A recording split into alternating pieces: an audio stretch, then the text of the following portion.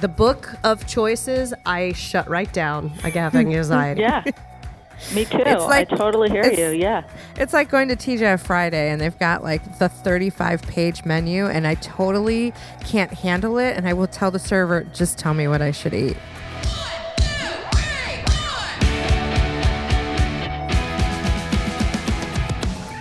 Hey, Warners, welcome to Women Your Mother Warned You About, The podcast that makes business sexy again.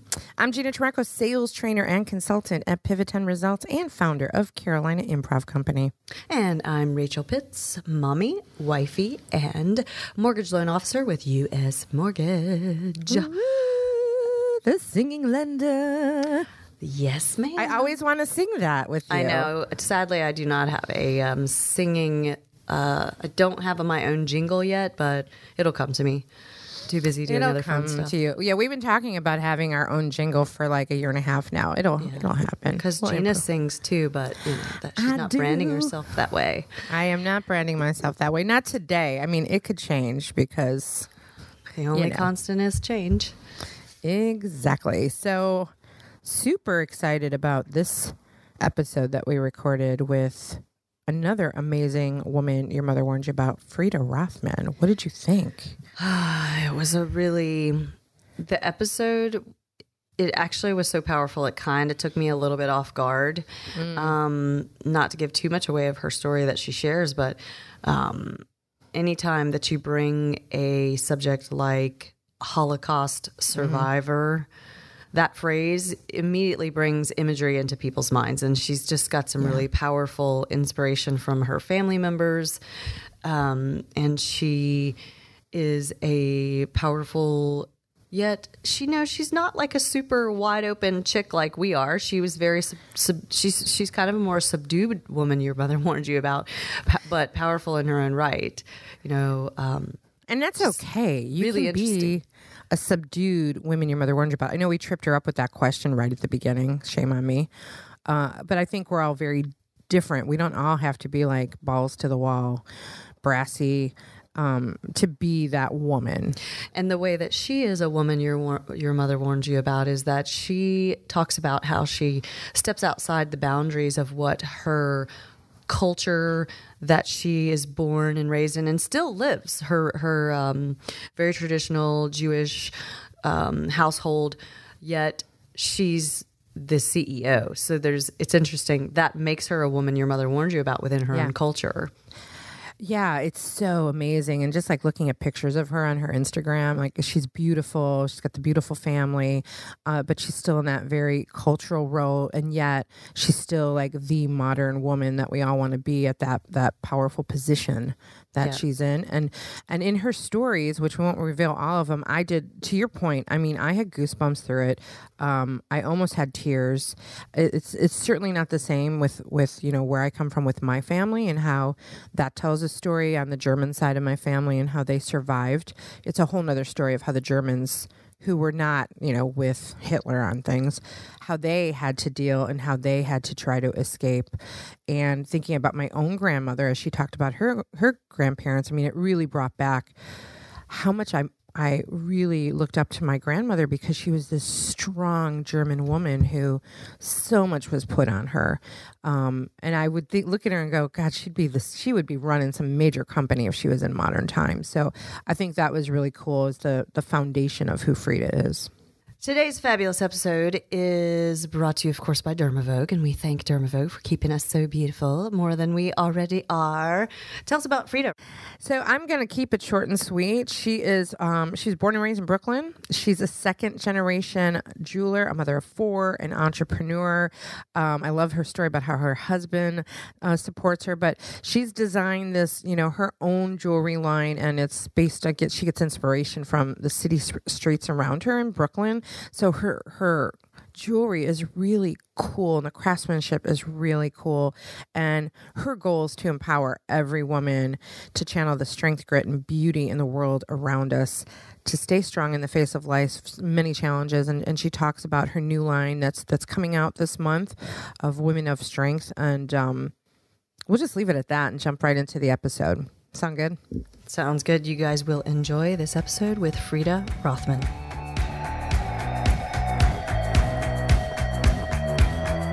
Freida, welcome to Women Your Mother Warned You About. I hope you've been warned. Yes, I have. Yay. And you decided to join us anyway, so that's perfect. So before we get started, we like to kick off and get a sense of, could you describe a woman your mother warned you about in terms of yourself? So for me, I grew up in a very Orthodox Jewish neighborhood, and where we were kind of raised and taught to be the wife at home. I'm a mother of 4 children.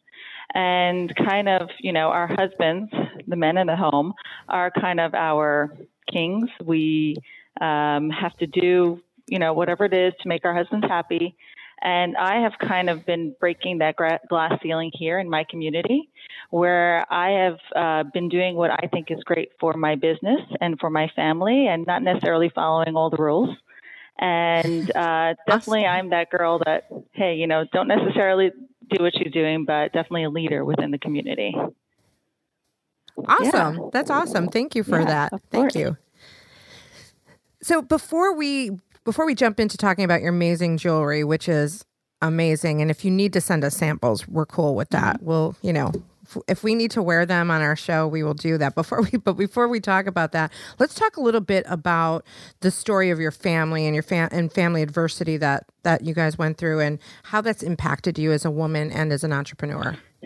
It's impacted everything in my life, the way I speak, the way I behave. I grew up in Brooklyn, born and raised there, and all 4 of my grandparents are Holocaust survivors. My 2 grandmothers are survivors of Auschwitz, and they have really molded me of who I am today. Their pictures hang in my office. I see their faces every day. And, there's a comment that I always make every day: it's all good. Everything is good. When I look at them and see what they've been through, it really plays such a large has such a large impact on me. My grandparents I grew up across the street from them, and it taught me on how not to waste things, on how to see the good and how to see the beauty in everyday life, how to focus on the future. Always look ahead. Don't look backwards, look ahead. Every day is a new day. So they've played a huge role in my life. Are they all still living? So my last grandmother passed away about exactly 1 year ago. So none of them are alive anymore. Gotcha. Sorry to hear that. But what must that have been like to listen to as a young girl? Like, did they talk about any of that when you were younger? Or did they save those experiences to, when you were a little bit more mature? So my grandparents really wanted to protect us. They didn't want us to know. They didn't want us to be afraid. My grandfather spoke about his experiences only on Passover. That's kind of when his stories came out. One grandmother, I'm named after her mother, Freida. She used to tell me all the time that I looked like her mother. She was together with her mother in Auschwitz. They did the death march, and then they were in Bergen-Belsen. And my great-grandmother passed away 1 month before liberation. And she would always tell me, "You remind me of my mother." I always say it in her accent. And I kind of feel that responsibility of having her name, which I love and I cherish. And, hopefully I can make her proud every day. And she used to always tell me that I looked like her mother. And she would talk about it all the time, her experiences. And the other grandmother, she was one of 9 children, and she was the oldest, and nobody survived. Everybody was killed the day they arrived at Auschwitz. So she barely spoke about it. It was too hard for her. But, as the years gone by, of course, we pulled out as many stories as we could. But for her, it was really, really hard to speak about her experience. So, everybody experienced it differently. It's interesting, Freida, and I was really interested when I heard about you, because I've got a different side of the story, because my family is from Germany, and they lived in camps as Germans, right? They were displaced. It was a whole different world, and their story of how they got out of Germany. And it's interesting growing up, because the things that they went through, I see how it impacted my mother's behavior, which then got passed down to me, right? Like little things like rationing of food. And so my mom became like a pack rat of having food in the freezer because she always wanted to make sure there was food. And I heard all the different stories about ration tickets and things like that. What were some of the things that maybe have passed down as a result of that have passed down into your own business as an entrepreneur? Well, as a business, it really brought down that I always focus on, I'm very optimistic in my business. Even if something bad happened or something, it was a really rough day, it's okay. It's going to be good. Whatever happened in that situation, it's going to be good. I think that has, really made an impact on me, is the positivity. I think in a business, it's so important to be positive, and focus on growth. Even though you may seem like it's not going that way, but it's, just moving forward. It's one foot in front of the other. And that's what they did to survive. Yeah, that's really prevalent. I just recently listened to, I listen to books instead of read them, Viktor Frankl's book. And that was the key in his opinion, that you just had to keep that positive outlook. The people that gave up were the ones that had a harder time than the ones that kept some sort of hope at all times, no matter what. Yeah. Same thing in life. Yeah, exactly. Because people can be living in a glass house on the top of a hill in a mansion and have everything in the world and still be miserable in today's society. And conversely, they can have just about nothing and still be happy every day. And it's a choice. Yeah. And it actually, I speak about the inspiration of my collections a lot. I speak about the inspiration being from Brooklyn, and why do I choose Brooklyn as my inspiration? And I purposely choose areas that are super gritty. So it could be the cobblestone streets, it could be the manhole or the pothole, the chain links at the gates, that, the garage doors. And I purposely do that, and my kids know that too, to point it out to me, is because my grandparents came here and they were able to find beauty. They were able to continue practicing their faith. They were able to pass that legacy down to us and find beauty in Brooklyn. And I mean, that's directly inspired me to find beauty in Brooklyn itself. So that's played a huge role in my business too. So let's talk about your business and how you got started. What inspired you to start your business and have this jewelry line? So I am a second-generation jeweler. My family's been in the industry close to 40 years. My dad started this business. His father was a house painter. They did whatever it took to survive. And he started the business on my grandparents' dining room table. He used to tell me how he used to fill up his jackets with Italian sterling silver chain. And he would get in the car with my mom, and they would drive across the country and sell the jewelry. And he would come back and with cash in his pocket. And that's how he built his business. And it was always sterling silver in my family. And, it grew and grew. Again, my father was a hustler. He was out there selling, his product. And, even today, as his company is so big, he still has that. He loves that rush of, getting that deal and closing that deal with on business. And he built his business. He sells private label to your Targets of the world, Macy's. And I joined the business after I had gotten married.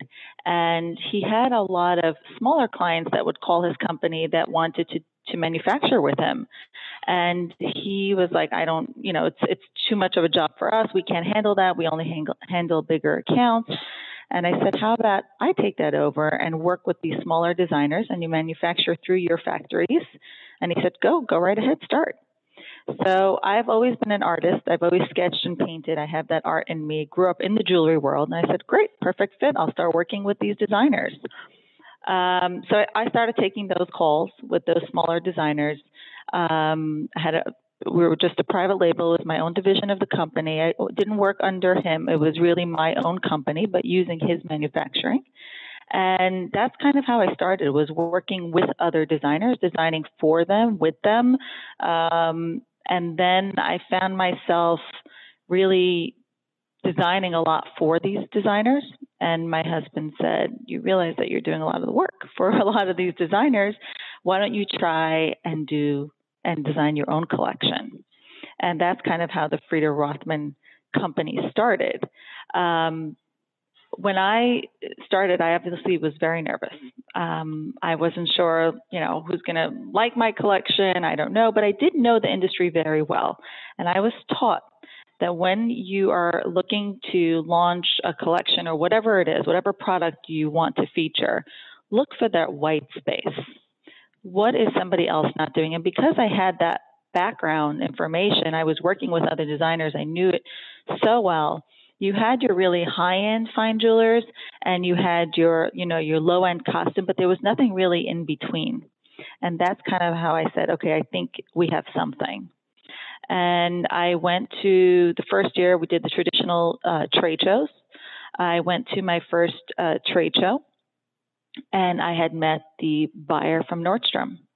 And of course, it didn't happen right out of the gate. It did happen within year one in 2013. The Nordstrom team opened the brand and started the collection in 25 doors.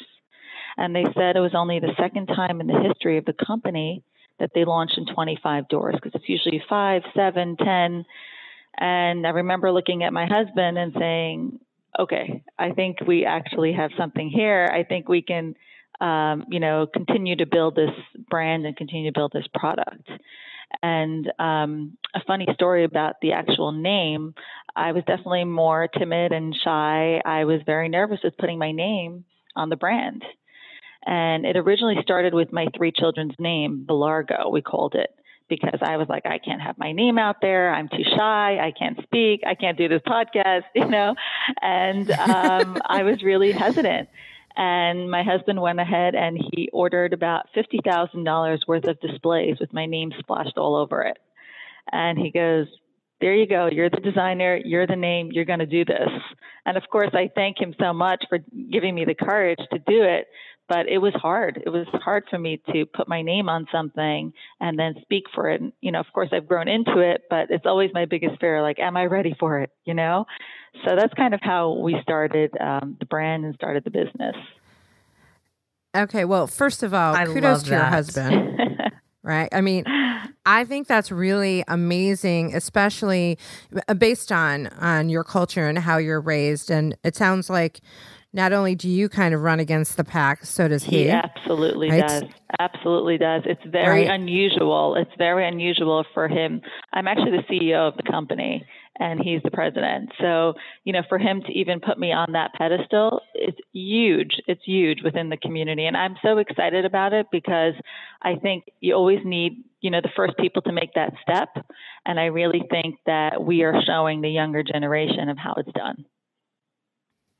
Yeah, I imagine that you have to be a huge inspiration within your own community just because of that. Absolutely. No, I'm so proud to be sitting in this chair, and I'm so proud of him for understanding and realizing and being able to do that. You don't even know how difficult it is. I mean, he doesn't see it as difficult. He gets it. But, within the community, it's not usually that way. Have you seen any direct pushback from others in your community about that situation, that you're the... I've only seen support. People Awesome. are so excited, like, oh my God, that's amazing. But it's like, you kind of have to show them, like, it's okay. You can still stay within whatever it is. I still keep Shabbat and do all those things, but they're like, go girl. Like, they're so excited to see that kind of movement and to see that growth within the community. So, it's showing my daughters too. It's showing my son. This is how you can treat them, So it's a really exciting time for me within the community. It's really true modeling for you because you're still doing, I'm going to guess it's close to traditional mom and wife stuff. Yeah. And being this amazing female entrepreneur. I think that's exactly that. I'm pretty cool. Yeah, I make sure to be home every day for my son when he gets off the bus. I want him to see, again, my mother hounding on me, you're a Jewish mother, you better be home. So I have to keep everybody happy. But I make sure to be home for him when, I do the traditional dinner. I do the traditional Shabbat dinner, cooking for everybody. And the first question I get from everybody is, how do you do it? That's like the number one question. That was the next question I was going to ask you is, how do you do it? You just have to be super organized.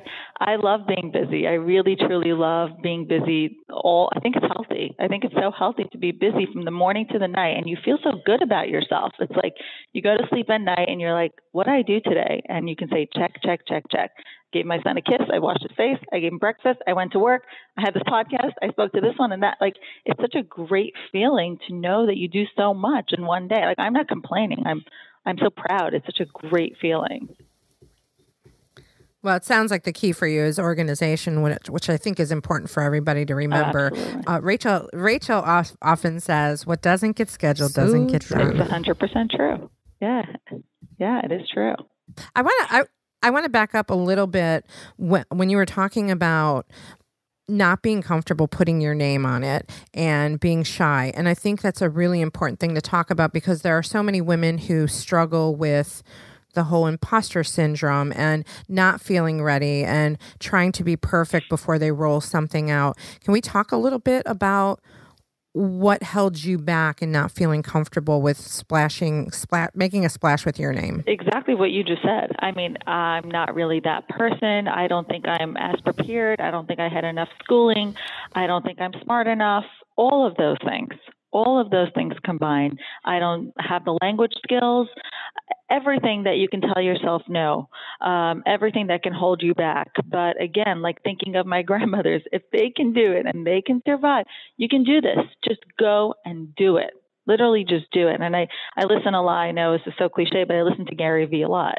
And he's all about just do it, get it done. And it really, so many times I just listen, I do it on purpose. Like I'll listen to him just so he gives me that extra push and just do it. And you know, there's never going to be a day that you're going to wake up and say, oh, today is the perfect day for this to happen. Or today is the day I'm going to launch my brand. Just get it done. Start somewhere, and it's not going to happen overnight. And it's consistency and it's time, and just keep taking that little hammer and banging at it and just doing it again and again and again. And I find that's what works, and that's what starts sticking. And the beauty of building a brand for me and watching it is when you start any project, not only building a brand, is it's momentum. It starts and then the ball just keeps rolling and rolling and rolling, and then it just gets bigger and bigger, but keep doing the same thing again and again. You're never going to wake up one day and say, oh my gosh, my email list disappeared or my Instagram following disappeared. It's still there, but it's just going forward. It just keeps growing. So yeah, that's my advice to women. I'm still terrified, and I'm still always nervous when I walk in the room. Like, will I say the right thing? Or, I screwed up. I mean, this happens daily, but you just have to put your blinders on and just own it. Really, trust me, I'm telling myself the same way I'm telling you.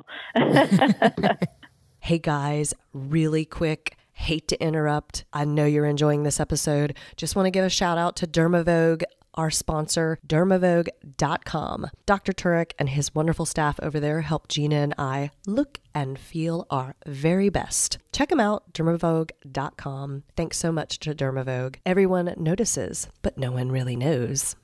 And I love the story, again, going back to the inspiration of your grandparents and that optimism of moving forward. I think about my own grandmother who had to take care of these 5 children by herself while my grandfather was forced to be a cobbler for the Nazis. And so my grandmother had to really keep all these children together. And one of my uncles fell off one of the trains, and it was the last train out. So we later found out, but she was able to get him back on. But I think about her strength and the time that I spent with her while she was alive. I used to always think, gosh, if she were at my age, she would be the CEO of a company, because she was so tough and organized and put together and just made everything happen. And I think having that kind of strength can build you really well. Absolutely. I mean, did you hear about our Women of Strength campaign that we're doing? That was the next, right? That's exactly what I was about to ask about. Yeah. So there's something really, really exciting that I'm working on. It's launching in March. It is a campaign focused on women of strength. And how did this whole campaign come about? And I get really excited when I speak about this because I was sitting with my creative team, and we were speaking about, women empowerment, how that's such a big thing right now, and just not only in the industry, but in the world itself, really focusing on women and how amazing it is. And my team asked me, Freida, who do you consider to be an empowered woman? And of course, I always go back to my grandmothers. I'm like, for me, it's my grandmothers. I mean, they are the classic badass women. I mean, they survived. They were teenagers. They did whatever it took to survive. And we just start speaking, and they said, are there still Holocaust survivors that are still alive, knowing that my grandmothers are not alive? I said, actually, there are these two sisters that I grew up with. One of their granddaughters was my really good friend. I think that they're alive and well. Let me find out. Call my friend. And I said, how's your grandmother and her sister? Is your grandmother healthy? She says, yes, everybody's okay. They're still living at home. My grandmother's 104 and her sister is 96. I said, okay, I'm going to ask you another question. I'm thinking of doing some kind of campaign focused on women of strength. Would they want to be the face of this campaign? And again, being super different. I grew up in the fashion industry. I've been to all the parties and at the Cipriani and the award ceremony and everything. And I'm like, I want to do something different. I want to focus and highlight different empowered women, not like the traditional CEO or, let me do something different. And I asked my friend, she says, I'm not even asking them. The answer is yes. They must do it. I want them to be the face of your campaign. I want their story to be told. And they have such incredible stories. I said, wonderful, great. She calls her great aunt, says, are you willing to do this campaign? She's like, I don't know. I'm not sure. I don't want you to glamorize, my story. If you ask Mrs. Horowitz, who runs this program for survivors, and she approves it, then I'll do it.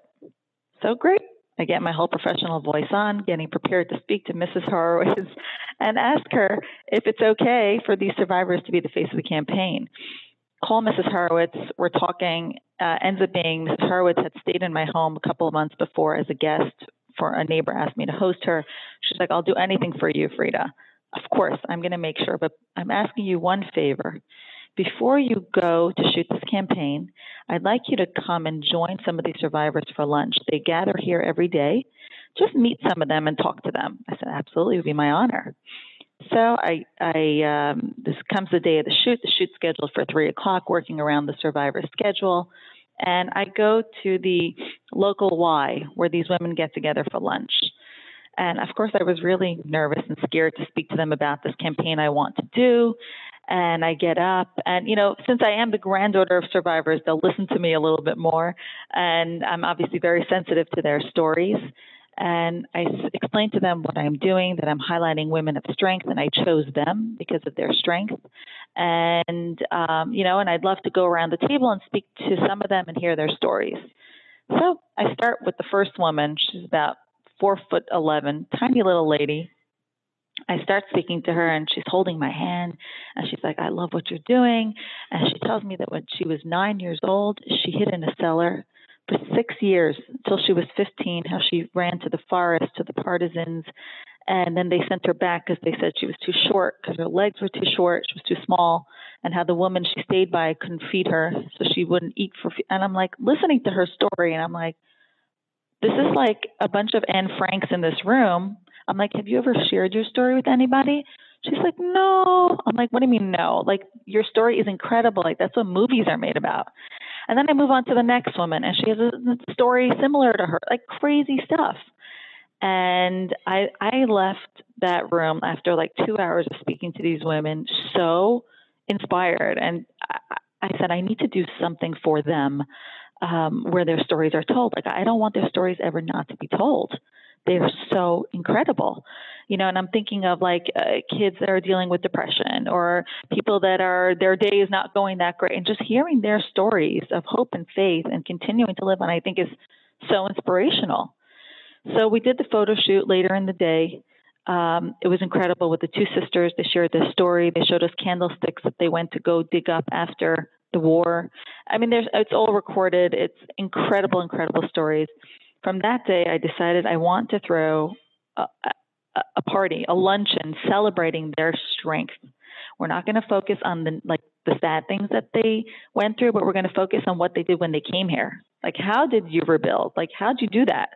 How do you stand up straight and continue to smile after what you've been through, after your entire family's wiped out?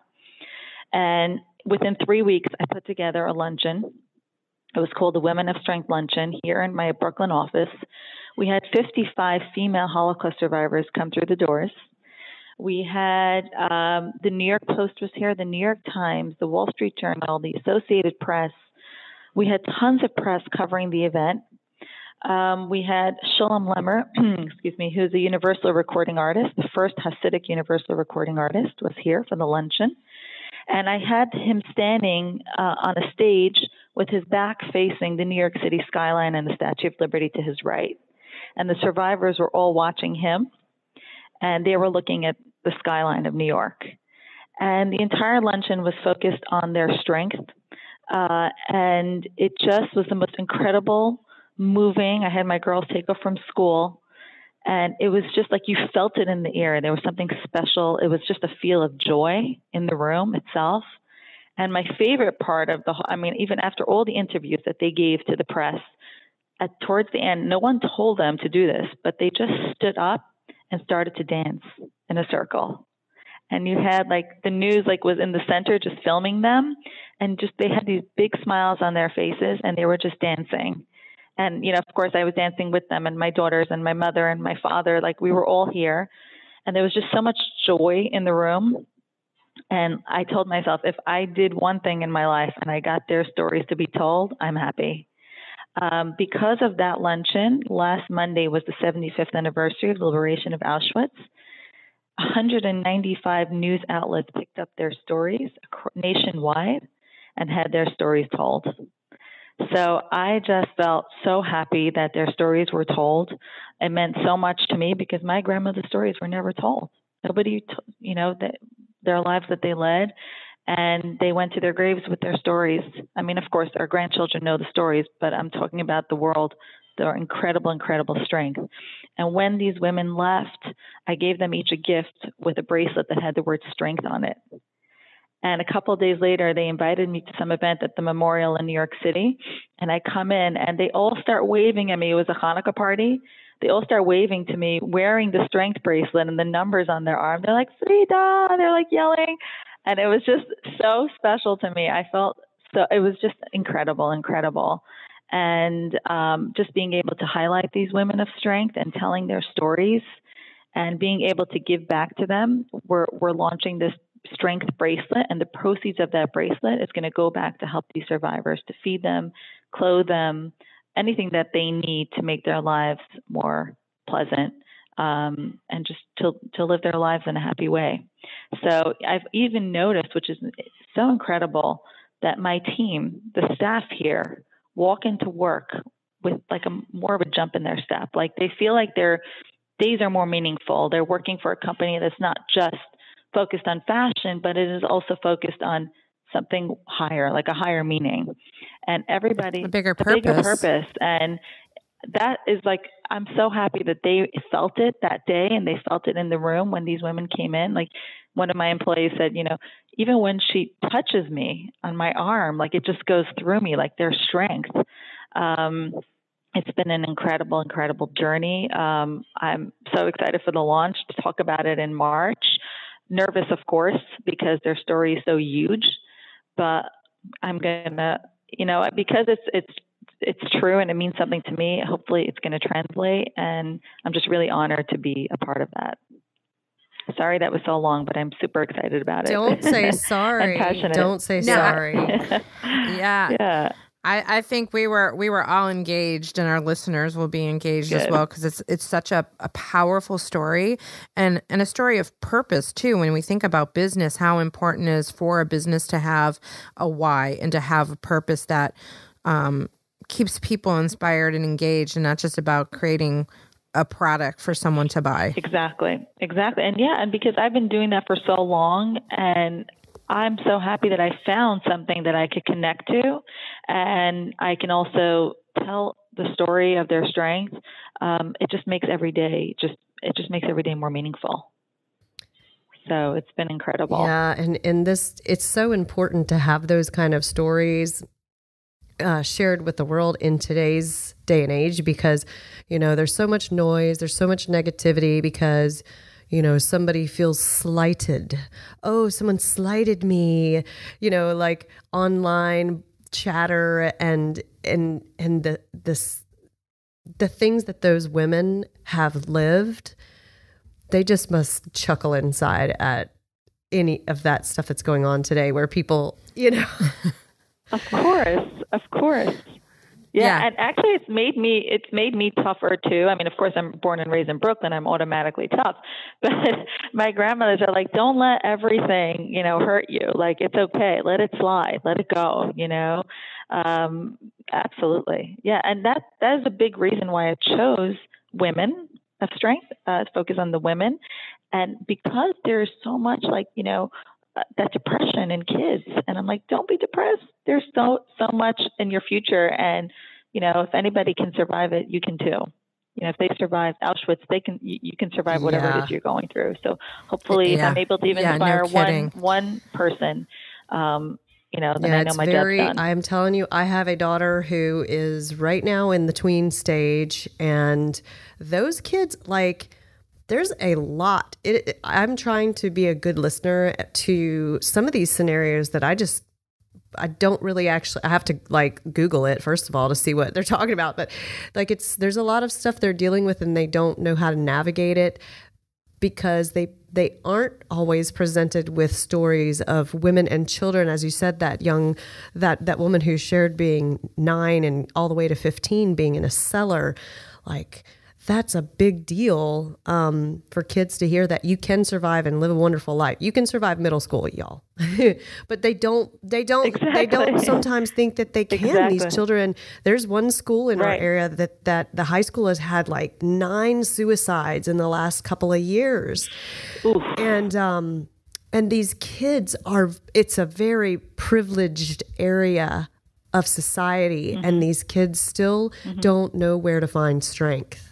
And I give you huge props for what you're doing, because that's what young women need to hear, so that they can believe that they can survive high school and middle school, you know, do something huge. Absolutely. And you know, I have a 13-year-old girl and a 15-year-old girl, 2 daughters, and I had them come to the luncheon, and I purposely brought them over to these women, and I said, please share your story with my daughters. And she holds my daughter's hand and she repeats the story to her. And, you know, it was incredible. I'm like, I want them to hear this. And I saw how moved they were. I saw, you know, and those are the lessons. Like, I know that for her, it doesn't feel so little and small, but I know that's how she thinks now. Like, I can do this. I met that woman, and she's a female. Like, I think being the female part of it was so important to me. Like, if a girl, and not even a woman, she was a little girl. She's a little girl, and she kept her faith too. She continued to believe in God. Even that to me was incredible. Like, how do you continue to believe in God after what you went through? So hearing those stories were also unbelievable. Yeah. Shifting gears, not wanting to take away from how amazing that is, but can you talk for a second about your jewelry line itself, and like, who would love your jewelry? Like, for someone who's listening, who's enraptured by how powerful you are, like, who would love your jewelry, and what is it like? The jewelry really it's classic with a twist. It goes with everything. It's all sterling silver base metal. I'm known for that mixed metal look that I do. I use a lot of darkened rhodiums, kind of that grit of Brooklyn, with lots of sparkle too. So it really has that grit to glamour moment. The beauty of the collection is that you can take it from day to night. You can just wear your little, you know, dainty necklace during the day and then just layer up longer chains for a more evening look. I'm really known for that stacking look. We use the hashtag start your stack and really build your stack. And every season you can add more color, more vibrancy to your original signature stack that you have. And, you know, in the morning, I love just like throwing it on and just finishes your outfit. You're just wearing your little white shirt and black skirt or whatever it is, your little black dress. And it just finishes your entire look when you put the jewels on your little stack. And it really, there's something for everyone within the collection, mom, daughter. The price point is just right. It sits between $200 and $550, and I purposely chose that price point to sit in that white space where you can wear it with your fine. It's great travel jewelry, and it's just great everyday, day to night jewelry. Well, my birthday's coming up, so I might just send my husband over to take a look. You absolutely should. Absolutely. I'm curious. I'm curious on because these stories are so powerful that you've shared, and we all have stories, and all women have stories of strength and courage. Do you design any of your work? Does any of your jewelry have like an inspiration behind it of like, oh, this piece I was inspired by that story? So the strength bracelet is specifically for their stories. It's the Women of Strength, and it literally has the word strength in that mixed metal. And they all live in Brooklyn. Just so you know, all these women that I met are all living here, and they raise their children here in Brooklyn. And I purposely wanted to choose women that lived locally. I call them heroes among us. And I used the black and gold, which is the black top is of New York City. The street tops of New York City use like a black texture. So combining the Brooklyn aesthetic together with the word strength, that is specifically for these women, the Women of Strength. As far as the other collections, a lot of it is taken from the architecture of Brooklyn. It could be the cobblestone streets. It can be the chain link fence. It could be anything that's architecturally around, especially around my office. You probably can't see the background behind me, but I'm facing to my right a federal prison. Right after that is this huge smokestack dating back from the early 1800s. We have the Brooklyn Navy Yard, the terminal, Brooklyn Navy terminals to my right, where it was the port they had the most ships leave here during World War II, which was right here in Brooklyn. So there's a lot of history here. And then, of course, you have that modern architecture around me, too. We have a train that passes by that I really think I was transported back to the early 1900s. I can't believe this train is still running. And, you have to wait for it to pass when you're crossing to get to your office. So the entire vibe is a very, I just find the beauty in it. Like, it's so artistic to me, and it has that grit to it. And, of course I have to add, my job is to add the glam to it. You definitely do. There was, I'm curious, you don't follow the pack mentality of fashion. Can you tell us what that means? Well, on one side, it's the campaigns that I'm running too. I don't necessarily, fashion tends to have one direction or, one vision, and I don't necessarily follow that path. I go with what I feel is best for my customers, A, in my campaigns, and B, also as far as my design. I don't necessarily follow the trend per se. If everybody's wearing a certain ear game, I want to be different. Of course, I'll stay within trend, but I'll design for my customer's lifestyle. We'll definitely want to be on trend, and we want to be fashion forward, but I don't necessarily chase it. And the funny part is, like, I designed my holiday collection was all in this gorgeous sapphire blue, and it ended up being, it was the Pantone color of the year for 2020. And I'm like, hey, so it's really just following your customers, understanding who wears the jewelry, who wears the handbags, the eyewear, and really designing for her lifestyle. So again, I do go to a lot of events and conferences and understand what's on trend and what's happening, but I'm really focused on, my clients' needs and their lifestyles. And which is really important, I think, in any business, any entrepreneur, when you really understand who your customer is and you focus on that versus throwing it out there and to the masses. It sounds like you're really focused on knowing who your customer is. And we're working on that every single day. It's like, sometimes we look at her age or we look at what she does all the time, because it's the number one key factor in the business. I want everybody to understand who we're working for. I'm working for her. I'm not working for myself. I'm working for her. How to make her life more glamorous, how to, complete her outfit, whatever it is, because once you know who she is, it just makes your job so much easier. Instead of chasing that friend and, oh my God, am I doing it? Work for her. Don't work for what your buyer is looking for. Work for her. Who is that end consumer? And, and then that has really helped me with my design process for sure. I think we can all relate to that. I know in our business, from a training perspective, of being really, really clear who our audience is and who our audience is not. Mm-hmm. It's true. And you don't want every customer. You need to know who the right customer. Right? Rachel's laughing about that. that. No, but it is totally true. Yeah. No, because sometimes, what's that, Rach? You want to be something for everyone, or like, oh my God, everybody's wearing this look or this bag. Is that who your customer is? No, it's not. So don't waste your time. Focus on who she is and just make it even better, instead of being, spreading yourself so thin, putting yourself all over the place. I used to do that. And a motto in my business is that you learn from your mistakes. And that was actually a big mistake. It's like, chasing that, and then you're nothing for nobody, instead of being fantastic at what you do. Yeah. And then you go out of business. Exactly.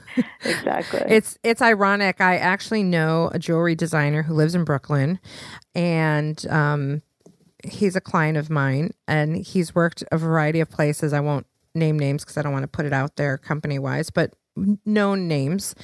And the last company he had worked for, there was no clear vision on the different lines. Mm-hmm. And that's why the company started to suffer, because they were just throwing everything at the wall to see what would stick without any true understanding. And I would ask him, I'm like, who is the customer? He's like, we still don't know. That's crazy. Yeah, that's like every day. It's like, who is she? Who is she? What does she like? What does she wear? What brands does she wear? And we do that all day long, because it's the key to building your business. It really is. So, nice little segue into, is there an aspect of a woman that you would find sexy that's your ideal customer? Got to think about that. And more specifically, how would you describe a person that is sexy? I think a strong woman is sexy. I think someone that's powerful. To me, I'm like, good. Like, I like when a woman stands on her own 2 feet, kind of like myself. just, like I said in the beginning, just get it done. A woman that can handle a lot and still smile and do her thing. To me, that's very sexy, and I think it's attractive across the board. And it doesn't necessarily have to be in business. It could even be how you run your home. Like, own it. Run your home. You are the queen of the house. You're the mother of the house. You set the tone. If it's going to be a great day in your workplace and your home, sometimes we blame our husbands or we blame our partners or whatever it is. You really set the tone, and somebody that understands that and has that knowledge, I think, is very powerful in any setting. And I think that's very attractive. Nice. That is one of our signature questions we do when we're kind of coming to an end. And so the next question, best advice you've ever been given by another woman or a man, as a matter of fact. It may sound cliche, but it's really, you learn from your mistakes. I mean, make those mistakes. It happens in business every single day, and it happens in parenting, and it happens in being a wife, and you just know not to do them again. I mean, I have said such stupid things sometimes, and I've done things that, and it really has taught me. I've not slept the next 3 nights because I messed up so bad, but trust me, I've never done it again. And that has taught me, I'm really very self-taught. Everything that I did, the business that I built is really self-taught. So there's nothing like being thrown in on the job or being thrown into a meeting. And obviously you want to come in prepared, but making those mistakes. And I've learned that from, a mentor who told me, you're going to make mistakes and you're going to learn from them. And it's so, so, so true. And don't be afraid that you made those mistakes, because it's going to happen for sure.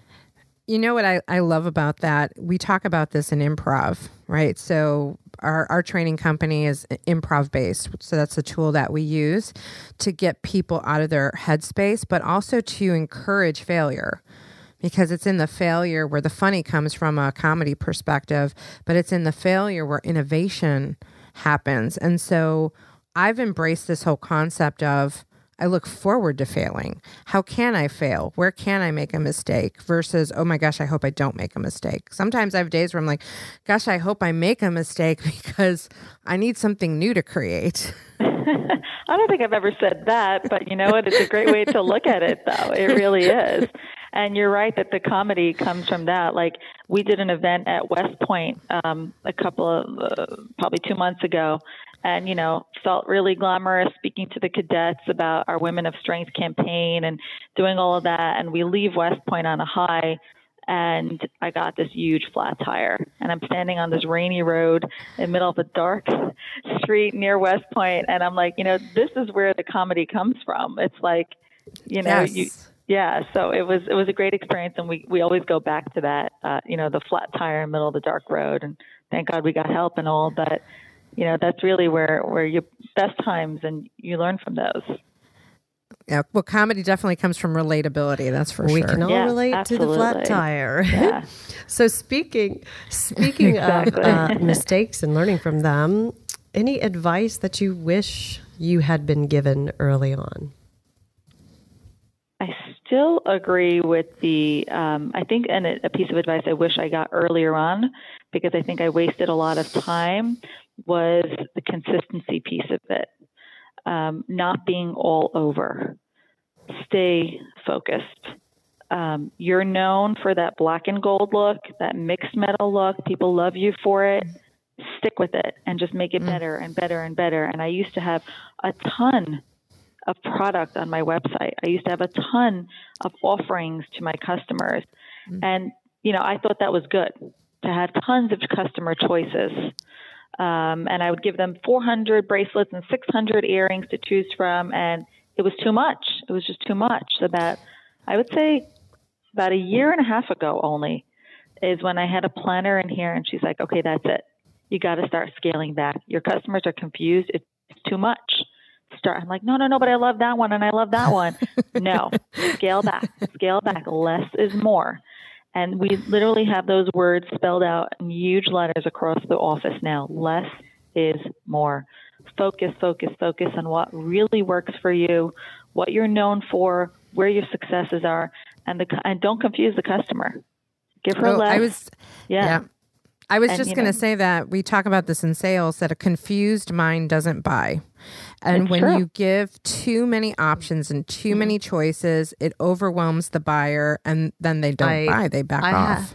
Exactly. So that is something I wish someone told me 7 years ago, because I was like, and my business doubled. It's doing better now, and I'm offering them a quarter, 25% of what I offered them before. So it's incredible to see. It's like, okay, I just cleared all the garbage, and not that it was garbage, it was all gorgeous, but all that clutter, got rid of it, and like laser focused on the best of the best and giving our customers a clean, clear experience. So there, because just listening to you say that you used to have that many choices gave me anxiety, because I'm glad you said that, because I am that consumer. I like nice stuff, but if there's too many choices, I shut it down. I like 3 choices, like a dinner menu with 3 choices. That the book of choices, I shut right down. I have anxiety. Yeah, me too. I totally hear you. Yeah, it's like going to TGI Friday, and they've got like the 35-page menu, and I totally can't handle it. And I will tell the server, just tell me what I should eat. That's exactly what it is. It really is. So that, I wish I can help anyone today. I'm so happy to give that message, because less is truly more. It really, really is. Get rid of all the clutter, and you'll see your business begin to rise. That's really great advice for all of our listeners to think about staying in your lane, not trying to be something to everybody, and perfect what it is that you do to be successful. Absolutely. That's awesome. It has been awesome having you on the show today, Freida. Thank you. And this is exciting because this episode will be posting while you are launching the line. So I think that's going to be really cool that it's going to go hand in hand. So everything happens for a reason. It really does. For people to get in touch with you, learn more about you, learn more about your lines, what is the best way for them? We'll put this, on our website and our show notes. What is the best way for them to connect with you and your products? I love for them to follow me on Instagram because you see the good, the bad, and the ugly on the stories. I will show you the flat tire. I will show you all of that in stories. So Instagram would be Freida Rothman, and it's spelled with an E-I. So it's Freida Rothman, at Freida Rothman. And, of course, the website, FreidaRothman.com, Freida Rothman on Facebook. But Instagram really gives you the feel and the vibe of the brand. That's awesome. Great. Well, again, thank you again for your time today. It was my pleasure. And thanks to all of our listeners, to our Warners, for listening to this episode of Women Your Mother Warned You About, and to our sponsor, DermaVogue, who keeps Rachel and I prettier than we already are. We love Dr. Turk and his staff. To connect with me directly or learn more about Pivot10 Results and Carolina Improv, you can find me on our website at womenyourmotherwarnsyouabout.com or ginatrimarco.com. And to connect with me, Rachel Pitts, you can find me all over social media as The Singing Lender or thesinginglender.com, and find all our social media links, including links to Mr. Keith, who's not with us today, sadly, and free downloads on our website at womenyourmotherwarnedyouabout.com. Hey, we're going to have to tell Keith that he should buy us some jewelry. I love it. Thank you so much for having me. I hope it went well, and I hope your listeners are able to learn something today. Awesome. Thank you, Freida. Thank you so much. Have a wonderful day. And hey, if you love this show, show the love and share with a friend, colleague, or client. Just one way to give value with a free resource to others and a way to strengthen those business relationships without expecting anything in return. And Warners, keep on keeping it sexy, and remember, for the best relationships, keep it real, raw, and relevant. And a little irreverence doesn't hurt either. Bye, Warners.